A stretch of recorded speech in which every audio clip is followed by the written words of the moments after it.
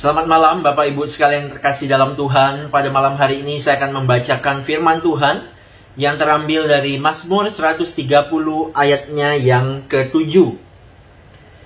Berharaplah kepada Tuhan, hai Israel, sebab pada Tuhan ada kasih setia, dan Ia banyak kali mengadakan pembebasan.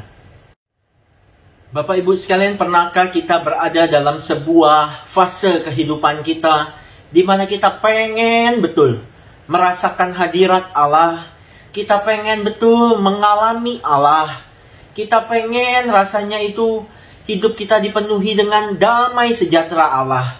Tetapi rasanya kita tidak menemukan semua itu. Kita mencoba menjangkau Allah, tetapi rasanya Allah itu begitu jauh dalam hidup kita. Rasanya hidup kita kosong. Rasanya hidup kita frustasi, dipenuhi dengan beban yang begitu luar biasa. Sampai-sampai kita mungkin berteriak, Tuhan, di manakah Engkau? Nah Bapak Ibu sekalian, beberapa penyebab, beberapa faktor bisa saja terjadi ataupun yang menyebabkan hal seperti ini terjadi dalam kehidupan anak-anak Tuhan. Salah satu penyebabnya Bapak Ibu sekalian adalah karena dosa. Keinginan daging, hawa nafsu yang begitu besar dalam hidup kita seringkali membuat kita justru menikmati dosa daripada Allah. Dosa telah merusak relasi kita dengan Tuhan. Bahkan di dalam kehidupan spiritualitas kita, dosa itu telah membuat spiritualitas kita menjadi hancur dan rusak. Satu sisi, Allah yang Maha Kudus itu tidak mungkin bisa menghadapkan wajahnya kepada segala kenajisan, segala kekotoran. Allah sangat tidak suka dengan yang namanya dosa. Ketika umat-umat Allah di dalam perjanjian lama, termasuk di dalam Mazmur 130 yang kita baca ini, mereka mungkin telah jatuh ke dalam dosa Bapak Ibu sekalian.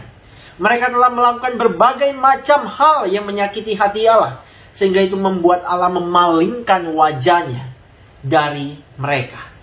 Ketika mereka mulai tersadar Bapak Ibu sekalian, mereka mulai mencoba untuk menggapai Allah. Mereka mencoba untuk mencari Allah. Tetapi seolah-olah Allah itu sangat jauh dari mereka. Gambaran ini Bapak Ibu sekalian terlihat jelas pada ayat yang pertama. Mazmur katakan, dari jurang yang dalam aku berseru kepadamu, ya Tuhan. Kata jurang di sini Bapak Ibu sekalian bukanlah sebuah kata yang bermakna hurufiah. Tetapi ini sebuah gambaran di mana menunjukkan orang-orang ataupun orang yang sedang berseru kepada Allah dari sebuah tempat yang benar-benar gelap, yang benar-benar sepi, yang benar-benar kosong. Menggambarkan ketidakberdayaan khususnya secara spiritual. Mereka tidak bisa mengalami Allah.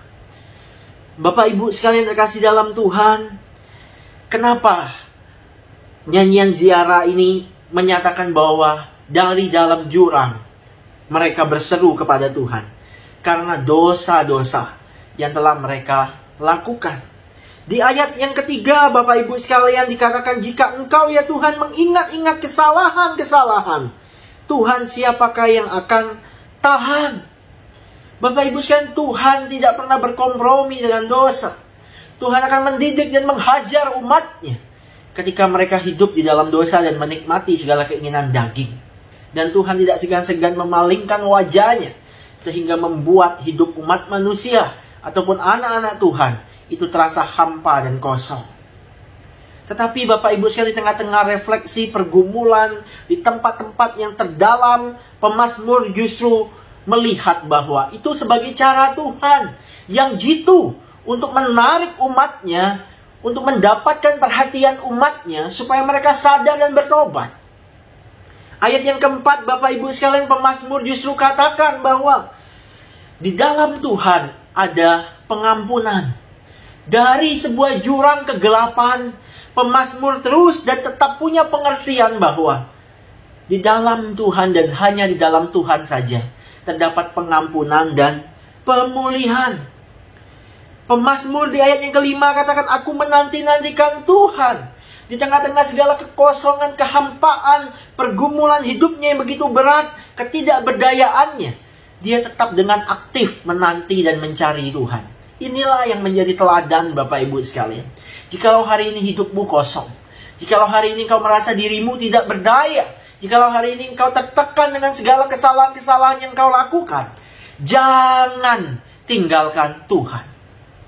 Tetapi teruslah mencari dan mencari Tuhan. Nantikan Tuhan di dalam doamu, dalam pembacaan firman-Mu, dalam refleksi pribadimu, dan di dalam doa pengampunanmu. Cari Tuhan. Jangan jauh dan melarikan diri dari Tuhan.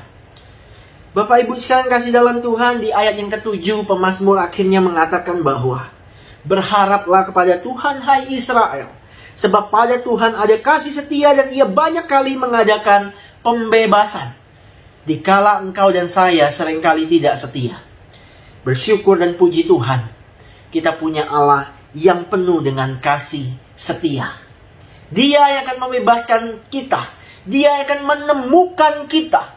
Dia akan membiarkan dirinya untuk menjumpai engkau dan saya.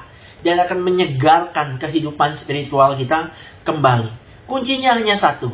Tetaplah setia mencari Tuhan Bapak Ibu sekalian. Sebagaimana pemazmur katakan, dia terus menanti-nantikan Tuhan. Bahkan di dalam jurang sekalipun, dia tetap berseru dan menantikan Tuhan. Jikalau hari ini hidup kita kosong, hampa, kerohanian kita kering, jangan lari dari Tuhan, tetapi mendekatlah kepada Tuhan dan firman-Nya. Teruslah bersaat teduh, teruslah memuji Tuhan, teruslah merenungkan firman Tuhan, dan teruslah berdoa. Karena suatu saat nanti tiba saatnya, Tuhan akan datang menghampiri kita. Tuhan akan menyegarkan hidup kita di saat kita aktif mencari Tuhan. Mari kita tundukkan kepala Bapak Ibu sekalian, kita berdoa. Tuhan, terima kasih buat malam hari ini kami boleh belajar dari Mazmur 130 ini. Di tengah-tengah segala kegelisahan, ketakutan, keputusasaan, ketidakberdayaan dari pemazmur, justru dia terus menanti-nantikan Tuhan di dalam hidupnya. Kiranya Tuhan, kami pun demikian. Ketika kami merasa kering, hampa, kosong, kami tidak berdaya, kami dipenuhi dengan pergumulan hidup, kami mulai putus asa, kami dibelenggu kekhawatiran dan ketakutan.